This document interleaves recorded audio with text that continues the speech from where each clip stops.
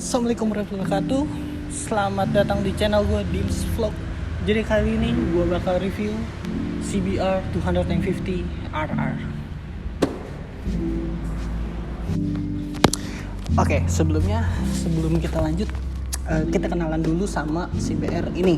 CBR 2,5, ya orang umum sih bilangnya 2,5 ya.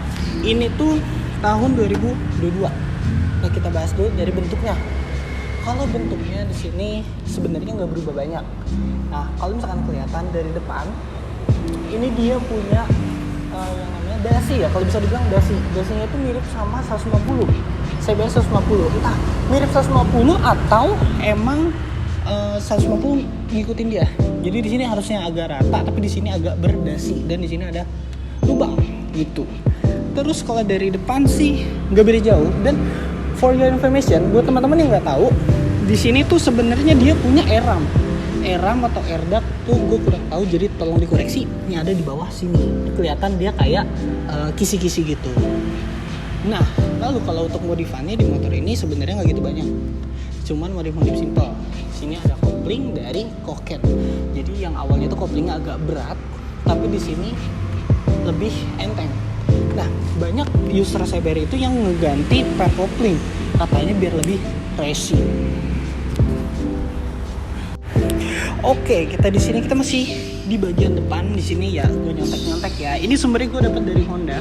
Jadi di sini untuk suspensi depan dia itu sudah menggunakan upside down. Buset, warnanya emas guys, ala-ala Solihin. Terus ditambah lagi di sini dia menggunakan pelek ukuran berapa ya, ring 17.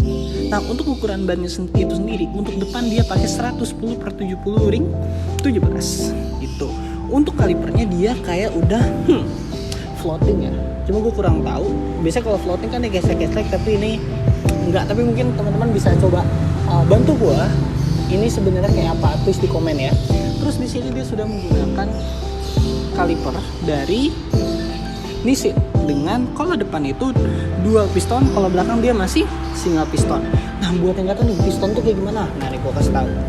Ini dia kan ada kampas ya, kampasnya itu kan bakal neken si cakram biar dia itu ngerem. Nah, dua piston itu dia ada di sini, ada dua. Jadi ini kan cakramnya, pistonnya dua, satu dua. Nah, kalau misalkan ini menarik rem depan, dia bakal neken dari cakramnya. Gitu. Itu kalau dua. Kalau empat gimana bang? Kalau empat kan dua atas dua bawah gitu. Oke, ini buat tampak sampingnya, samping sebelah kanan. Ini bisa kelihatan mesinnya dan beberapa bodinya tuh lekukan-lekukannya tajam banget guys. Sat. Wah, gitu dah. Dan di sini sudah menggunakan knalpot dari Leo Vinci LV1 dengan inletnya itu 54. Gila. Pasti suaranya bulat banget sih. Tapi di sini menggunakan DP killer. Jadi suaranya tuh masih adem banget. Nah, kelihatan nih mesinnya kan. Nggak afdol kalau misalkan kita nggak bahas mesinnya. Nih, gue punya contekan dari Honda. Kita bahas ya. Jadi pertama dia itu mesinnya tuh 4 stroke, 4 tak, 8 valve. Nah, di sini untuk silindernya dia paralel twin. Jadi dua gini. Jadi pas jalan gitu. Dengan cc-nya 248,7 cc. Nah, kenapa sih cc-nya itu nggak bulat? Biasanya kan ada yang nanya tuh, bang kok cc ku nggak ada yang bulat sih, kayak 250 aja. Terus ada yang kenapa nggak 300 aja ya, 600 aja gitu. Biasa kan 600 juga 599. Nah, itu setahu gue karena mesin tuh ada pemuaian segala macam, jadi dia itu dibikin nggak mepet sama angkanya. Nah, contohnya aja apa ya, kita bahas Duke KTM. Itu biasa KTM kan 250 sampai 390 ya kan. Kalau misalkan dia udah misalkan cc-nya tuh dia 250, terus karena ada pemuaian dari mesin itu segala macam kan cc-nya lebih gede kan, takutnya beda dengan surat-suratnya, jadi pajaknya itu kan beda kan antara 2,5 sama yang arah-arah 300 itu setahu gue. Tapi tolong dicek lagi, balik lagi dicek lagi, karena kita belajar bareng nih. Gue juga baru menekuni motor kan begitu lama ya. Oke. Nah, kita lanjut lagi. Ini transmisinya 6 percepatan. Nah, ini 2022 dengan tipe yang standar. Ada bedanya dengan SP dan SPGS. Spesial ya. Bedanya pertama dari kompresi. Kalau standar itu kompresinya 11,5.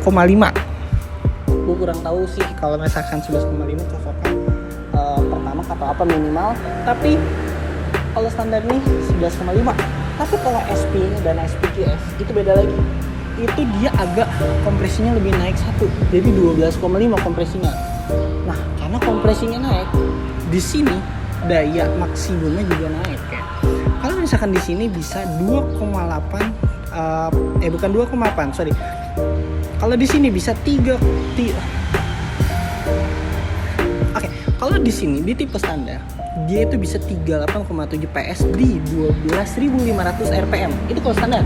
Tapi kalau misalkan dia di yang SPGS itu bisa di 42 PS di 13.000 rpm. Agak lebih tinggi kan? Dan torsi juga beda. Kalau standar dia itu di 23, kita nyetek ya. Kalau misalkan di sini untuk torsinya dia ada di 23,3 Nm untuk yang standar. Tapi kalau untuk SPGS itu dia di 25. Nah, beda tuh. Kompres juga beda nih, beda. Nah, untuk pendinginnya udah pendingin cairan. Mesinnya biasalah 1 ke bawah, 2, 3, 4, 5 ke atas. Kecuali lu ganti GP shift, itu beda. 1 ke atas, sisanya ke bawah. Gitu. Untuk yang nanya nih, Bang, bensinnya berapa liter sih?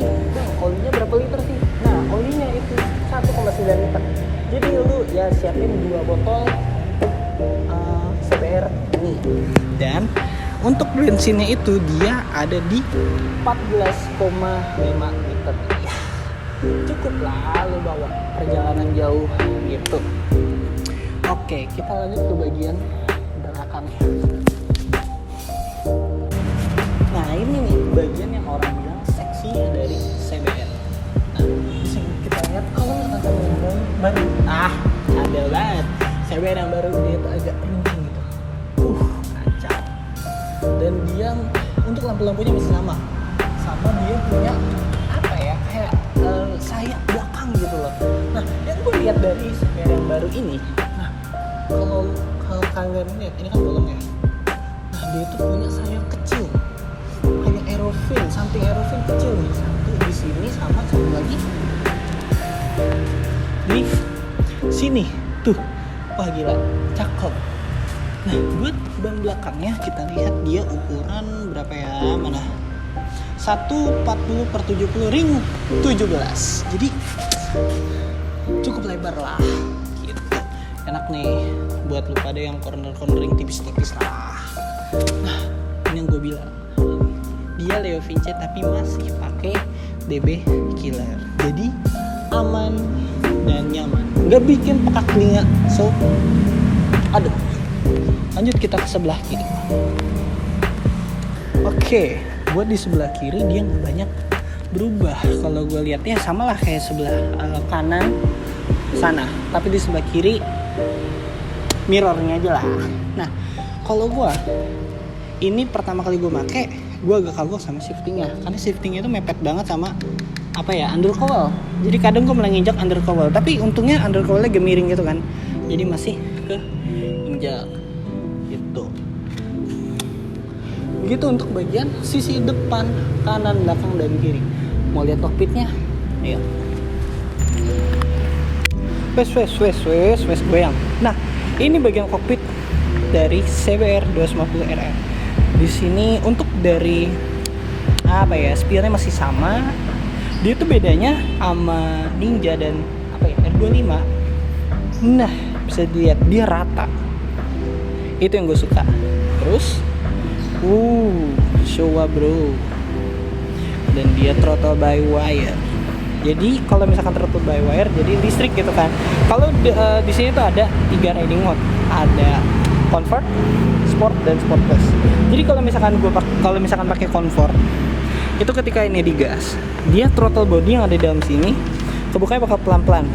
Set gitu.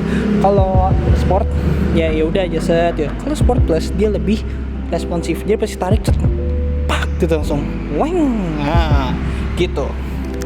Nah, di sini dia udah dirubah menggunakan Koken. Tadi gue udah bilang Koken 24 mili. Aduh kok gerem. Dia ada menggunakan Koken. Nah, ini tampilannya. Yang berubah sih, biasa kalau saya bayar sebelumnya di sini ada aerofinnya, aerofin, ada kisi-kisinya. Di sini kisi-kisi seperti ini, tuh, dan ini kabelnya kata gue sih ketutupan ya. Kalau misalkan dilihat kelihatan clean, tapi kabelnya ada di bawah sini. Rapi sih, ada covernya ini jadi ketutupan, gitu. Set, dan belakangnya juga berubah, tuh. Jadi ini lebih mengkotak. No. Nah, ini yang gue bilang finnya nih. Nah, tuh, ya kan? Ini kan, tuh, ya kan? Buset dah. Oke. Jadi ini dia CBR 250 RR.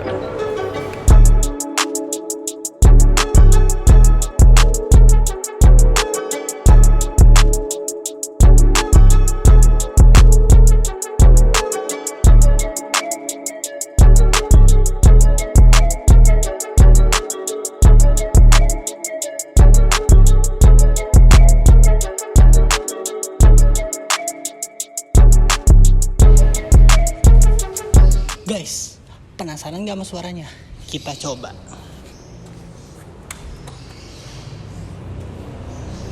Cold Star.